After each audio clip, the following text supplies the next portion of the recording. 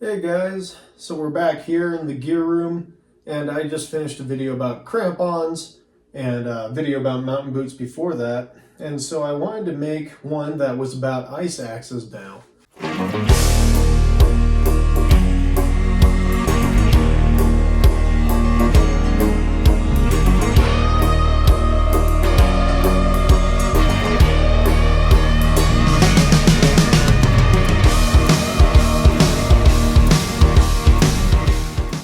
More or less all in-depth explanation of ice axes and where I would employ them, and at the end of the video I will do a suggested quiver for your area. This is going to kind of follow the same structure more or less as my mountain boot video and my crampon video. So as a complete blowout for ice axes, hopefully you can kind of put all three of those together for whatever alpine objective you're going to do in the future.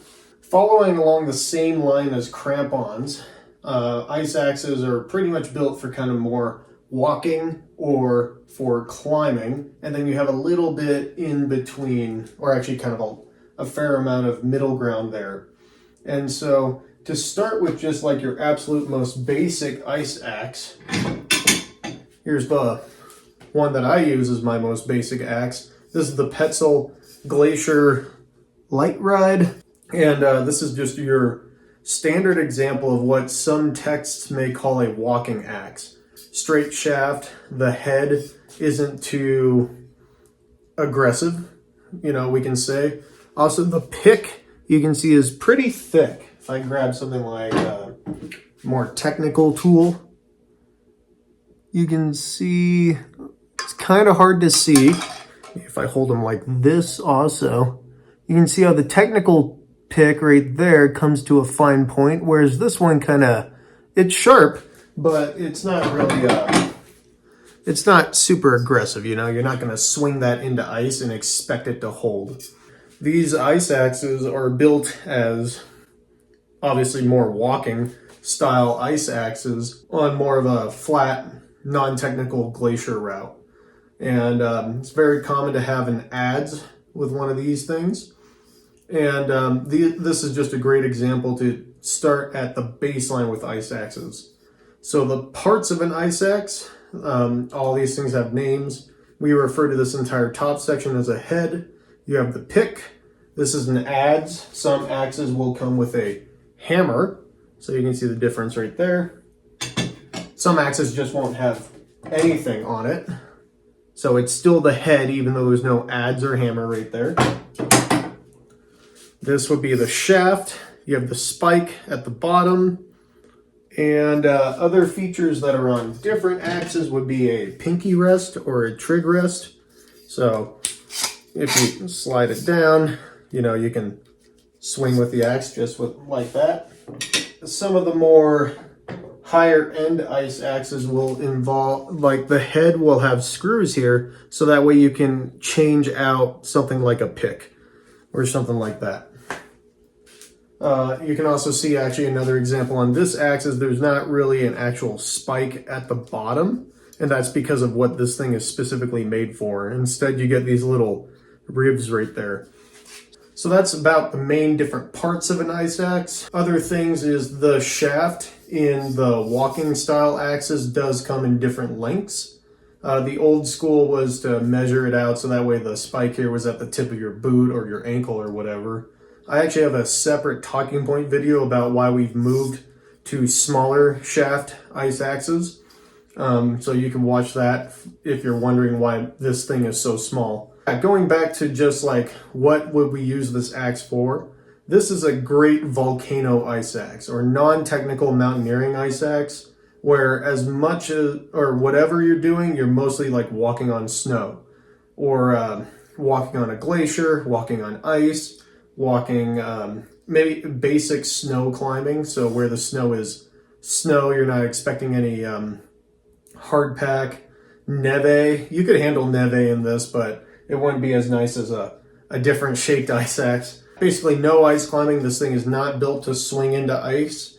It's not very good at swinging into ice. Your hand, because of the shaft here, actually bumps the pick out of the ice too. So I would not take this ice climbing. Sometimes in the Alpine, this is a good secondary tool. So that way, if you're doing more walking style approach and then have just a small amount of ice climbing, you can have a more technical tool. But I have a different setup for that personally. So yeah, it's a great ice axe. This is one that I used on Baker a whole lot. Shasta down here in the Sierra. Denali West Buttress. It's a great axe. And oftentimes I pair this axe with a trekking pole. So if I'm walking on flat glacier or ground or whatever, I have the trekking pole to help keep my balance, like that third point of balance. And then if I'm on a steeper snow slope traversing across, by having that smaller shaft, my hand stays more level with my shoulder versus like up here and actually throwing me off the mountain. So this is like a perfect length. This is a 50 centimeter Black Diamond Ravens. Basically the Black Diamond version of this axe come in all sorts of different sizes. So you can get like a 75 and 80 if you happen to be a giant. Oh, other things that are worth bringing up is ice axes will have two types of certifications in the head and in the shaft. And those are either B or T. B meaning basic and T meaning technical. So if I pull out a full technical ice axe, actually let's go with the Petzl Sumtech right here. So just to keep it the same brand, this is a full basic ice axe. And what I mean by that is the shaft is a basic rated shaft and the pick is a basic rated pick.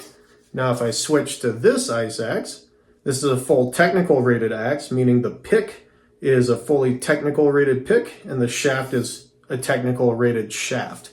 And Petzl even writes little letters. You see a little T right there. And then there may be, there's a T on the pick. Maybe kind of hard to see.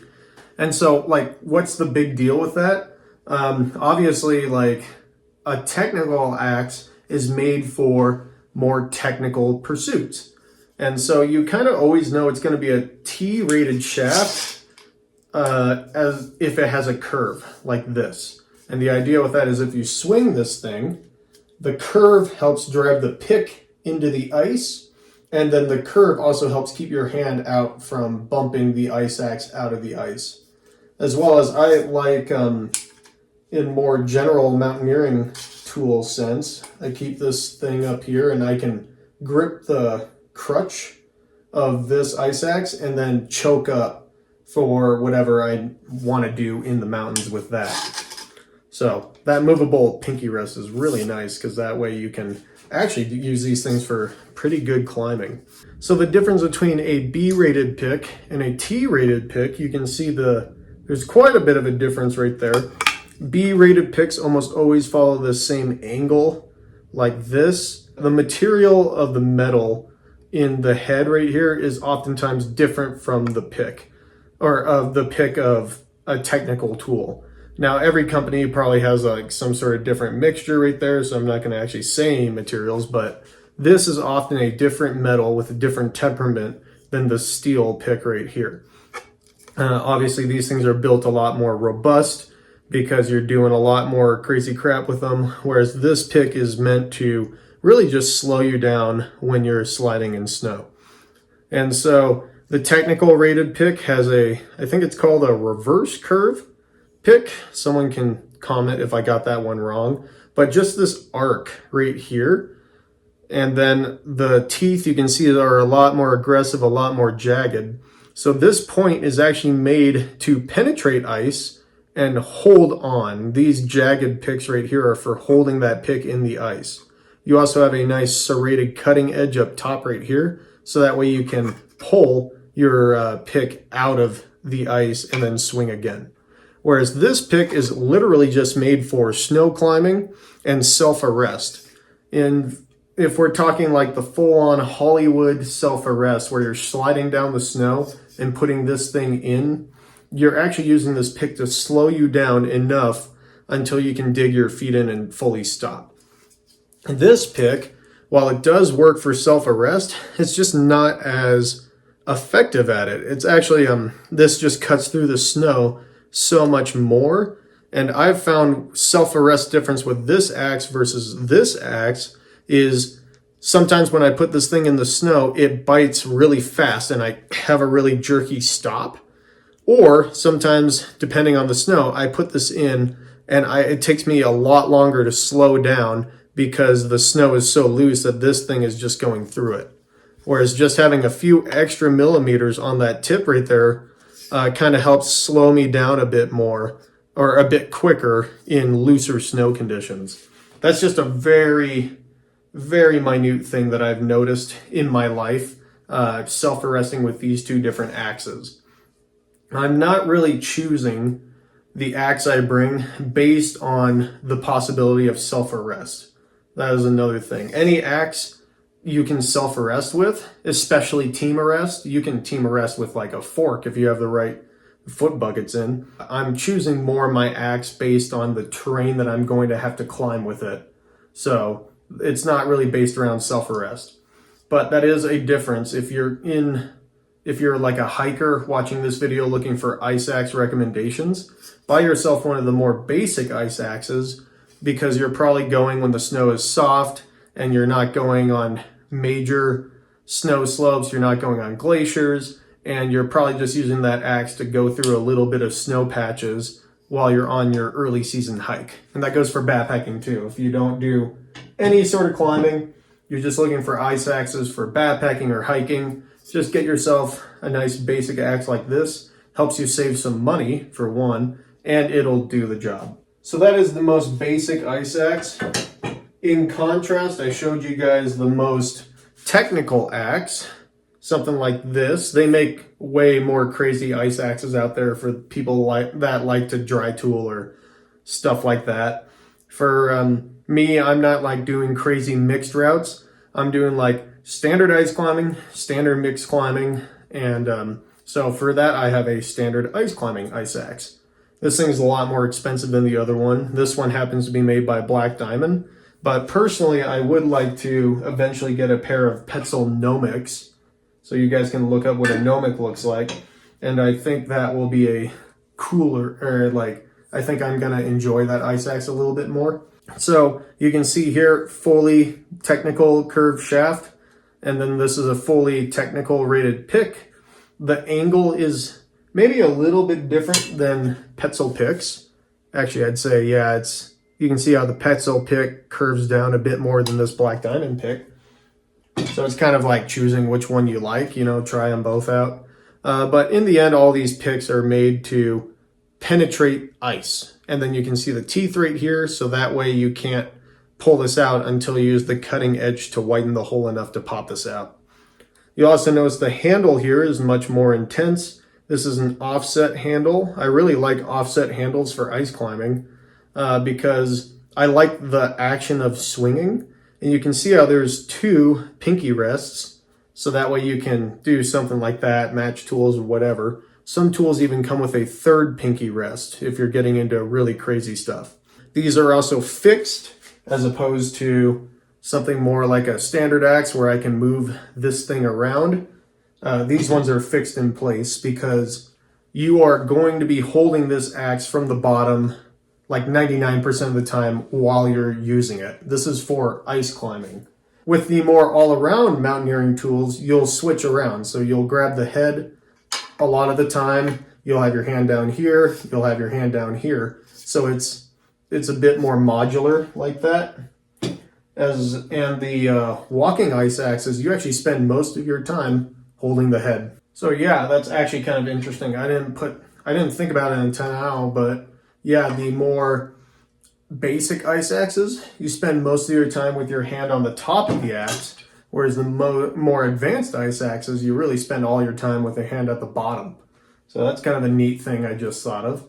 You can see how the overall curve is really, this axe is built for just climbing. And I've found that the times where I have wanted to do this, I don't really, obviously this thing doesn't have spikes on it, so this thing just slips out. I can't really do standard cane mode with this axe. And so what most ice climbers will do with these more ice climbing axes is when they are using in quote cane mode, they flip them over and stick the head into the snow. And that's not something that you're going to do all the way up Baker, is hold your axe the wrong way. But that is something that you're going to do when you get to the top of like the vertical section of ice and you just have to go back a few feet to the next vertical section of ice. So this axe is for those of you who are just want to get into real technical vertical ice climbing. Yeah, I mean, that kind of spans the gambit right there, is the basic and the most technical axe. So why do I have like 11 axes on my table right here? It's because now we're moving into the gray zone. So the technical alpine climbing terrain. And what I mean by that is you got to pick the right tool for the job. And so if I'm going up on the North Ridge of Baker and this is the only axe I have, that would be an example of the wrong tool for the job. Whereas if I was going on the North Ridge of Baker with two of these, that would be an example of overkill, because I could totally get up the North Ridge of Baker in these. It'd actually be pretty easy because they swing so well and they climb really well, but there's all this section in between. So if I'm just thinking about the ice climbing part of Baker, this tool is totally great. But if I'm thinking about getting from camp across the Coleman Glacier and then up the North Ridge to the ice climbing part, this axe would be terrible for that, because these aren't even made to be comfortable while in self-arrest mode. And just this arc right here could mean that you wouldn't have as effective of a self-arrest as something with a less aggressive shaft, I will say. So self-arrest is not built in mind for this ice axe. You may be able, you'll probably be able to do it, but it is not comfortable at all, and it may actually screw you up. You may end up not engaging the pick correctly because of where this is angled on your chest. So if you were to bring this axe on a mountaineering route, it would be totally inappropriate. Like way too overkill, way too awkward to handle, and wouldn't even get the basic job done of allowing you to balance on an icy slope or something. So one ice axe does not rule them all, just like anything else in the mountains, really. You got to have a selection. And just like in all my other videos, you do not need the selection that I have. You just need a specific selection. And then if you've been climbing for 20 years, you build up a bunch of crap. So my go-to tool, if I'm in that realm of, walking on glaciers and then maybe a little bit of ice climbing and then, some other technical aspects where I expect more of my tool, my go-to right now is the Petzl SunTech, which is one of the most all-around tools on the market. So if I compare this to the basic, it has a technical shaft, technical pick, so it's actually more robust. Doing stuff like pounding in pickets with these ice axes, if you pound the picket in wrong, you can actually crack the shaft of your ice axe. I have an example here, actually. You can see how there's some cracks going on in the shaft right there. And so the technical tools, the attachment of the head to the shaft is like really riveted on right there, whereas it can be a very weak attachment in a basic ice axe. So you got to be careful about pounding a picket in. With this thing, I can kind of use whatever part of the axe to pound the picket in because this attachment is so bomber. That's another huge difference between the basic and the technical axes. So yeah, I would bring this out. We already talked about how self-arrest isn't quite as good as in the basic axe, but climbing is way better in basic axe. And the self-arrest is way better with this one than with the technical tool. So this is bridging the gap. You still have a curved shaft, so you can do any sort of snow climbing in this and moderate ice climbing. If you want a bit more security, you bring that thing down, and it gives you a pivot point on your pinky to better swing your tool into the ice.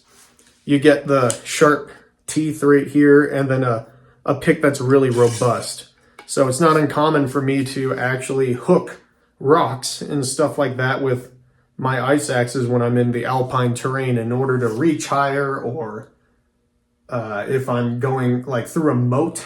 So I get down from the firm snow, I go to the rock, maybe I still have my crampons on, I can use this thing to help hook and do some light dry tooling with my alpine stuff.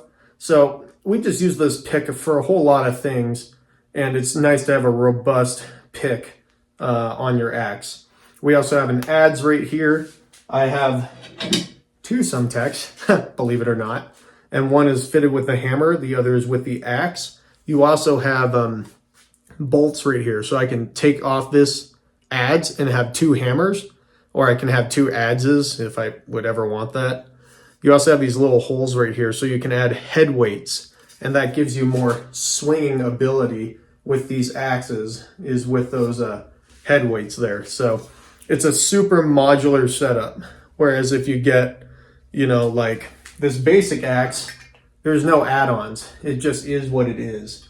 This one, you can kind of do whatever you want with it and sort of set it up for your objective. So why do I have two of these? I mean, it's for alpine ice climbing. So if I'm on something like the north face of Mount Bunkner, kind of comes to mind if it's like super icy. The north face of Mount Shuxon, it's another option with ice. Some people will use these on the north ridge of Mount Baker. If I put the head weights on and I was a better or more confident ice climber, then I think I would use these on the north ridge of Baker. That's how you climb, right? Yeah, so it's like you kind of have everything. The Couts on Rainier is also really good. And this is definitely like my technical tool that I bring out on technical peaks. And it's probably the one that I use the most. Some of you may be wondering, like, what's the difference between an adze and a hammer? And like, what would you use them for? So the hammer is mostly used for hammering things. And the main examples would be pickets into firm snow, but it still takes a picket well, or pitons into rocks. In the alpine, we still place a decent amount of pitons. One thing that's worth doing is improving your aim. I have pretty poor aim, and you see these dings along the shaft. So that's different from my aluminum shaft here. Again, poor aim, but I'm actually getting, the shaft is actually cracked on me now. So maybe this thing's gonna fall apart soon. And so, yeah, that's mostly what the hammer is for. The big thing that it's bad at is digging in the snow. So if I have to make a dead man anchor, or even if I'm just staking my tent down on a glacier or on snow, I often will use the adze to help dig down to get my, the corners of my tent dug into the snow. The hammer doesn't work as well with that. And the point of the adze is for shoveling. So early season, when I'm depending more on T-trench anchors and stuff like that, it may be better to have an adze with me. Whereas later season, when I'm doing more things like placing ice screws and maybe actually hammering pickets in because the snow is firmer, so I can do more top clip pickets, then I will bring the hammer. I think I have a second hammer around. Sometimes it's nice to have equal weight of the heads when you're like climbing, so I may have a second Petzl hammer lying around. But yeah, so that's what this whole thing is for. Another one is chopping steps. You know, we don't do that as much anymore, chopping steps, but it's still a possibility. If you have a really small section of really firm snow, you don't want people to put on crampons, you can use this thing, carve out some steps to walk up. Another thing is these have super robust spikes on the end. So if I'm walking on a glacier, this little pinky rest is right there. I always put it right here. So when I choke up on the axe, which I actually do a lot, I can have my hand resting. But another thing is if I'm holding it in glacier mode or cane mode, I can just put this in the snow. If I'm walking on flat glaciers, it just stays in my hand and I hang down while I'm using my trekking pole on the downhill side. So yeah, super versatile tools. I had one for a long time, and then I recently got the second one. So it's kind of a nice setup to have. And I think anyone in the Pacific Northwest with the kind of ice axe objectives we have there, this is a great tool to have for those ice axe objectives. Now, if I'm doing something like ski mountaineering, or maybe it's like alpine rock climb, so I may need an axe to get through certain sections, or I may need just a little axe to get up a snow slope to get to that rock climb. I'm not going to be holding that axe the whole time, and I'm mostly on snow, and I'm not really on ice. That's when I can go for a more lightweight tool. Now I have two examples here. Here's the Petzl Gully. So this thing's pretty great. I'm not sure. I'd have to look at the specs, but I think this is a T-rated pick and a B-rated shaft. So they mixed and matched it. It's an aluminum shaft and then more of like a steel head. And my first time using this was actually on the pearly gates of Mount Hood. I only brought one axe because, you know, it's not like real ice climbing. You're just like leaning in. And I found that the swing, like of the weight of the head swinging into low angle easy ice, it felt really good. Like, even though this axe is really lightweight, they put the weight in the right spot. So there's a bit of weight to this head here. So that way the ice axe will actually drive into ice, which is really cool. And then the technical shaft is pretty robust. I mean, same deal, movable pinky rest. I put that right there. And then the pick is just part of the shaft. It's part of the aluminum shaft right here. And it's probably hard to see on the camera. Yeah, it's really hard. But this is, you know, it's on its way to being dull. But if you're using this on just snow climbing, that'll last a while. If you're trying to like walk across, you know, a glacier in September where you're just on ice, I wouldn't bring an axe like this. I would much rather go for an axe that has a real spike to it. Actually, I may bring this axe in late season glacier climbing just because since we're going on ice, we want something a bit more burly like that. So yeah, this is a great all-around tool. Obviously, it doesn't last as long as something like, you know, a bit more robust like a Sumtech, but it's a really nice tool. They make them with a hammer and with an adze. I don't own an adze one.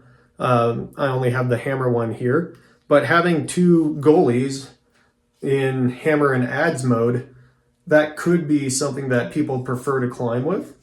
One combo I do a whole lot, at least in the Northwest, is this. So a Sumtech with an adze and a goalie with a hammer. This would be a great choice for something like the Couts on Rainier because it's not as involved ice climbing as the North Ridge of Baker. There's a lot more leaning in, but you also have a real tool. So I can swing this real tool and then use this maybe in dagger mode just to hold myself in place, get up a bit higher and swing the tool. I've also climbed Winnie Slide on Schutzen late season when it's like kind of two-tool terrain, kind of also not. I don't think you really need two tools for Winnie Slide, but this would be the combo. So I would like swing my real tool, get that good, and then oftentimes just use this as a little handhold while I go up higher and swing. I almost wish they made an axe with just a handle like this, so it's not a shaft. You just plug it in. But I think that's probably a stupid idea. So yeah, to reiterate kind of my stance on this is like snow climbing, technical rock routes, just using it to get to the base, and then spending most of the time on the pack. In ski mountaineering, same deal. You skin as far as you can, and then you put your skis on your back when it gets steep. Use this thing, probably plunge into the snow to get to the top of the couloir. At the top of the couloir, it goes on your back, and then you ski down the other side or whatever. So yeah, it's not an axe that you use all the way throughout the day. Like I would not bring this axe as my only axe for a climb of the Coleman Deming on Baker. I prefer a bit more of a more sturdy axe that's built to be used all day. Another combo you actually see me do is this, and it's not just because the colors work so well, but it's late season on Baker.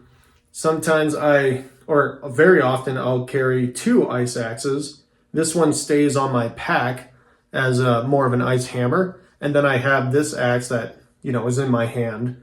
And if I fall into a crevasse as a guide, it's nice to have options for getting myself out of the crevasse. Maybe you have to climb up. You also would carry, you know, a number of ice screws with you. So that way, if you have to aid your way out of the crevasse, you can do that. But yeah, it just gives you options. And then, of course, you can always use it as another T-trench anchor in crevasse rescue. There's a lot of options with having two tools.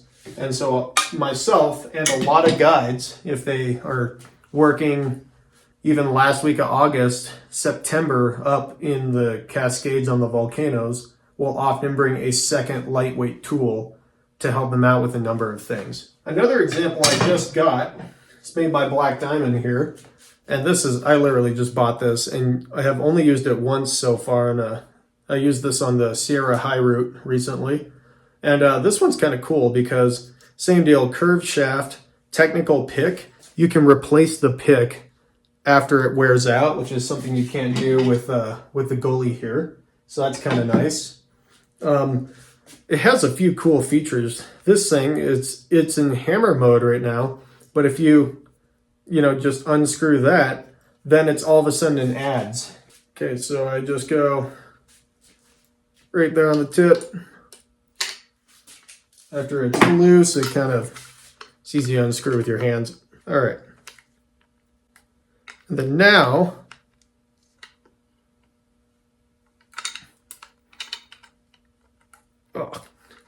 there we go. And then now it's an adds.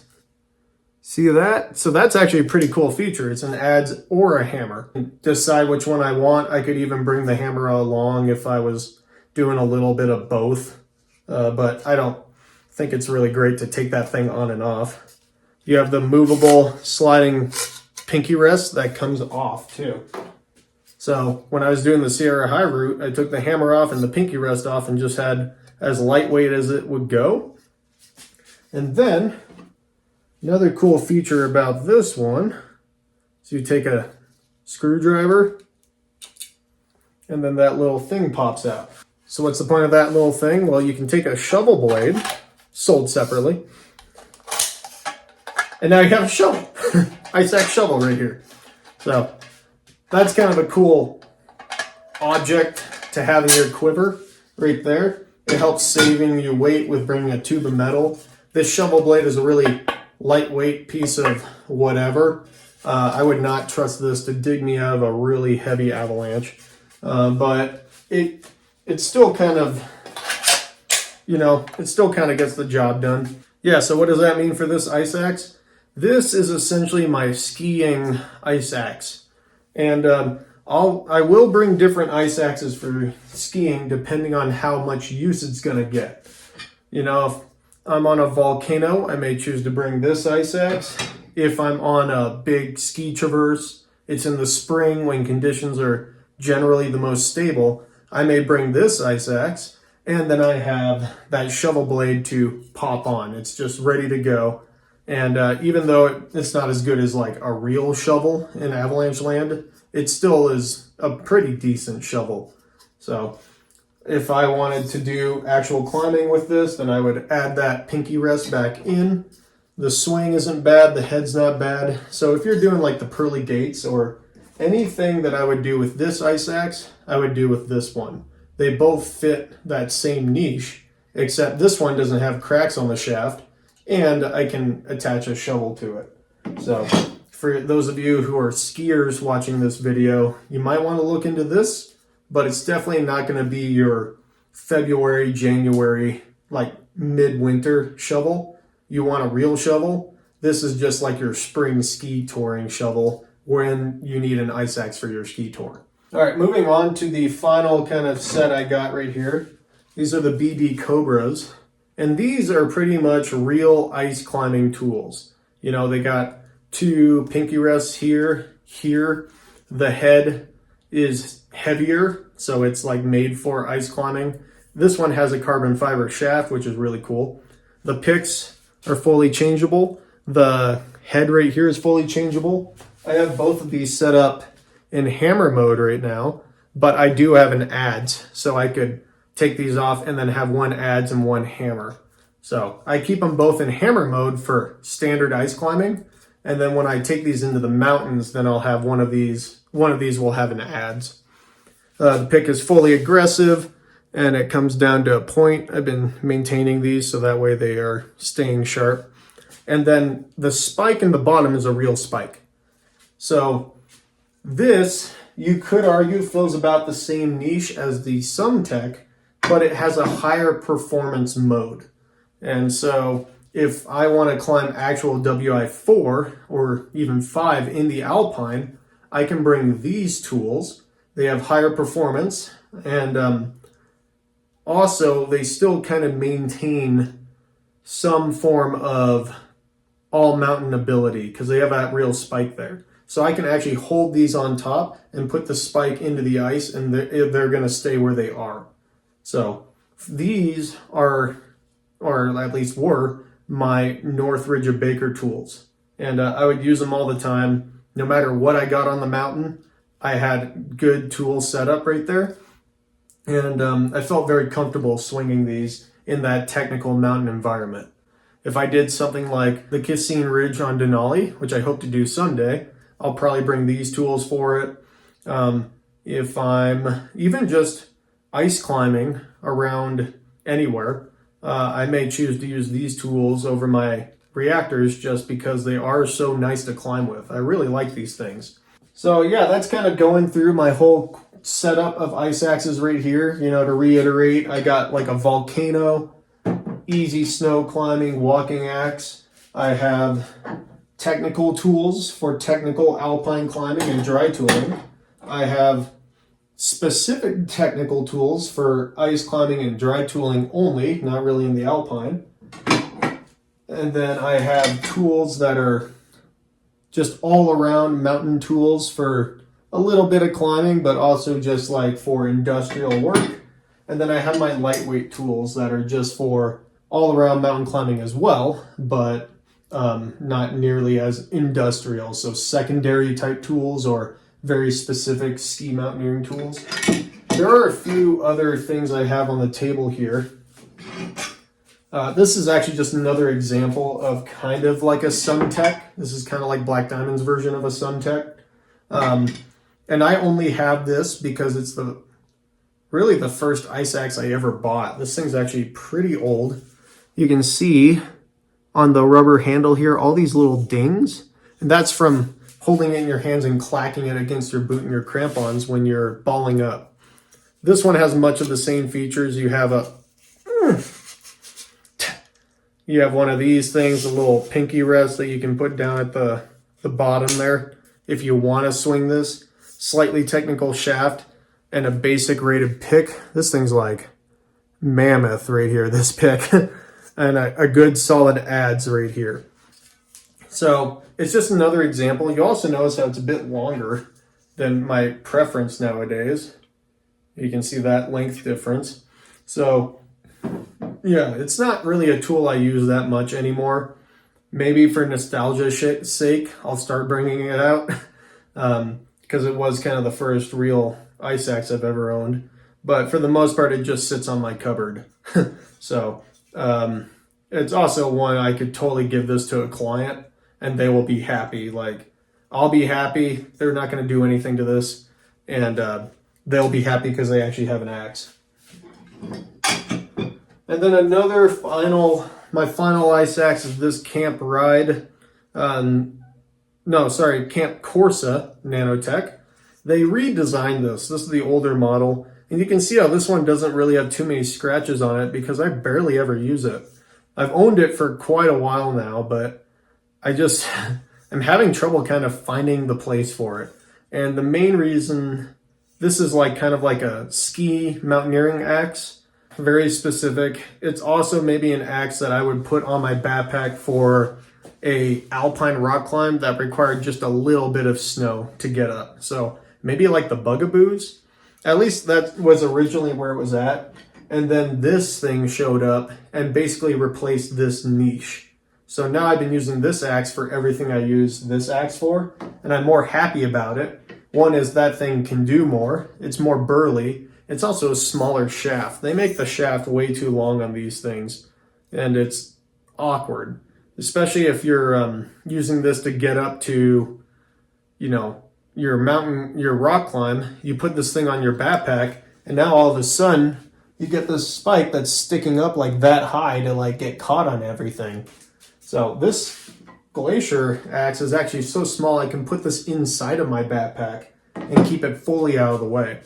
So shaft's too long. The spike, this is a steel spike and a steel pick Everything else is aluminum. And don't think that this adze will do anything for you. I almost feel like I could just rip it off right now. But basically the way this is attached is, I think it's like a solder.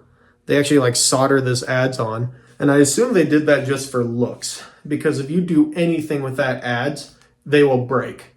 Like Google Camp Corsa Nanotech adze, and then you'll see a bunch of pictures of these things just breaking off.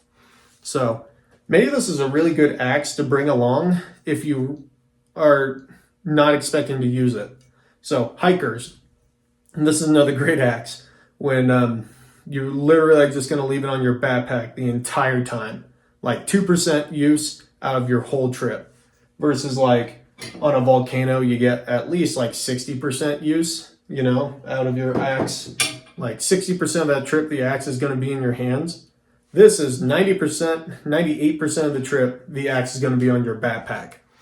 The steel pick, the steel spike, I don't know, they may be more marketing gimmicks with this setup than actually use, but I know it sounds like I'm ripping pretty hard into this thing, but I'm just, I don't want people to take it out past what it can do.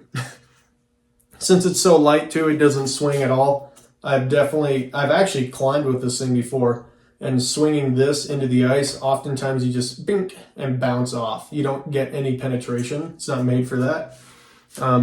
But yeah, it's really light. So what I want them to do is just go down right here and then cut off like 6 or 7 inches of this pipe. And then I will like this axe a lot more, and then maybe bring it out a lot more. I guess another thing just to talk about real fast is like these protectors. Here's one that's like adze and pick. Here's one that's just pick. Here's one that's spike. And then the Petzl equivalents. This is the spike, this is the pick. And I would say that when I'm storing these things at home or in the car, I always have those protectors on. That's just a way of keeping the ice axe sharp and keeping everything around them safe. When they're on my backpack and I'm hiking up to an objective, they are in the car because they're just going to fall off and I'm going to lose them. And then there, it doesn't really matter about protection so much. So I wouldn't put an axe on the back of my pack with these pick protectors on, especially after they get a little dull. But I use them all for storing them here.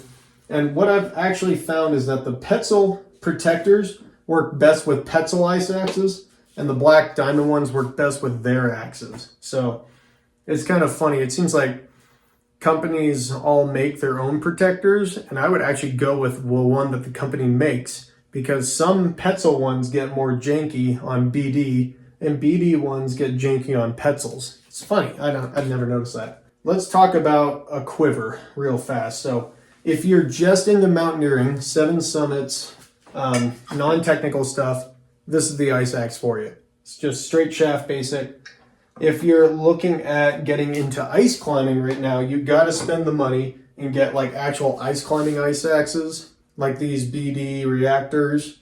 The Petzl Nomics are really great tools. Gravel makes some really nice ice tools. Camp makes good ice tools. A lot of cottage companies, there's a million different ice tools out there. They're kind of like skis. So you can go to an ice festival and try out a whole bunch of different tools and decide which ones you like. But in the end, you just want a good, solid ice climbing specific tool. You may also, if you're into crazy dry tooling, get more of those specific dry tooling tools, which I don't have any here because I don't own any. But those are also an option. You can do your own research. Once you get to that point, you kind of know what you want anyway.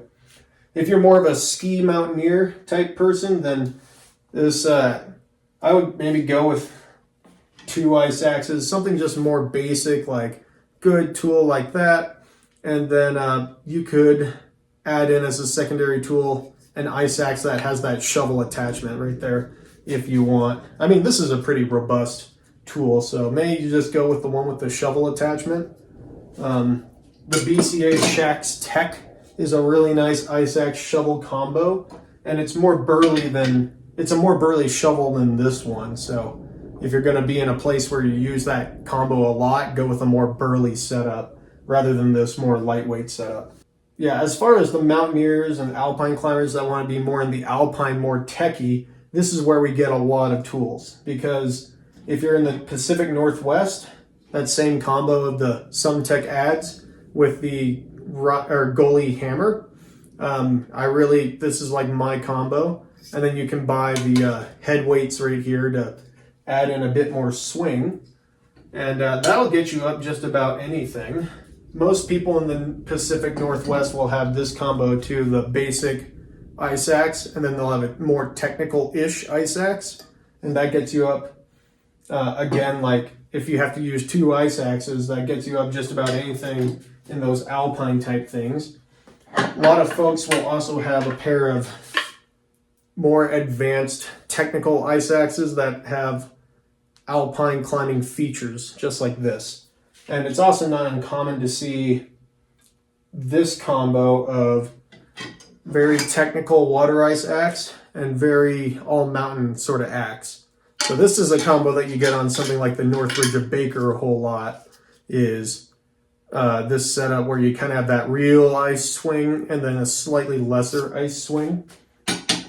If you're doing something like the Coleman head wall, then you want 2 real ice tools for that, for sure. Yeah, don't sandbag yourself. And when you get to that level, you kind of know exactly what you want. If you're a hiker or a backpacker just wanting to cross soft snow, you got your camp ride, or you could do the more involved mountaineering axe. Unless you're going to do it all, you only really need like anywhere from 1 to 4 ice axes to kind of fit your setup. And then if you move into technical ice climbing, then that's when axes get a whole lot more insane. But out of this stack of ice axes, the majority of the time, I'm probably only using 1 or 2 specifically out of this pile. And the rest have just been collected over time, or I've upgraded, or I want something specific, like this whole ice axe that clips into a shovel blade. I didn't actually own a pair of these specific ice climbing tools until not a little bit ago, until I was doing my ice instructor course from the AMGA. For a long time, I was only ice climbing with these guys. You build this up over time, and then if you want to do the gambit of, ski mountaineering all the way to ice climbing, you kind of get that wave. But there you guys have it. That's my complete ice axe blowout. There's a million different ice axes on the market. Just like a lot of my other gear, this is Petzl and Black Diamond. But like I said before, Gravel makes a really nice pair, or makes some really great ice axes. I actually want a pair of Gravel ice axes. And then Camp makes some pretty decent ones. I know I'm forgetting. Idelrid actually has some good ice axes. A lot of companies make these things. So they all follow the same design, more or less. Like you can find one company's version of a SumTech, and it's just called something different, but it's basically designed the same way.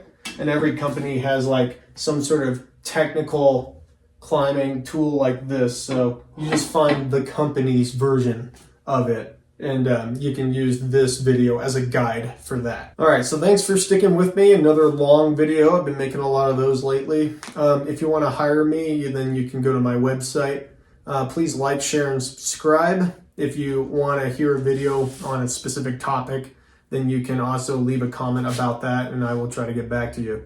Thanks, guys, for watching, and I'll see you in the next one. Okay, so last day of the Sierra High route. All we have to do is ski like 2,000 feet down to the car tomorrow, and it is storming. There are the guys with their tent. Just got it up. Here's me and my rickety ass old First Light.